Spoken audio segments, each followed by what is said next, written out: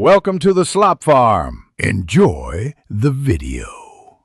In this video, I will explain how to replace a Ford Explorer rear wiper. First, gather your tools. You'll need a new rear wiper blade specifically designed for your Explorer. Also, grab a small flathead screwdriver. This will help with a small tab. Finally, have a clean, soft cloth ready to protect your vehicle's finish during the replacement. Having these items on hand will make the process smooth and efficient. Now, let's remove the old wiper blade. Gently lift the entire wiper arm away from the rear window until it locks into an upright position. Look closely at the base of the wiper blade where it connects to the arm. You'll see a small tab.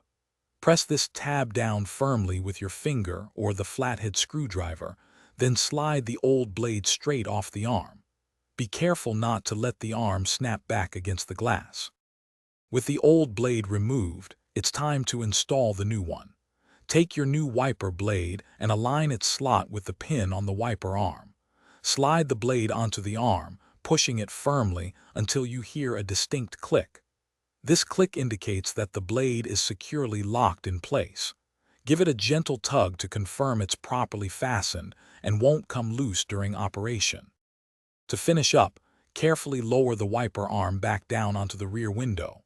Avoid letting it snap down, as this could damage the glass. Once it's resting, turn on your vehicle and test the new wiper blade to ensure it operates smoothly and clears the window effectively. Remember to replace your wiper blades regularly for optimal visibility. And for other great deals, including those leak-proof containers, check the link in the description below. Thanks for watching. Consider subscribing if we helped you today.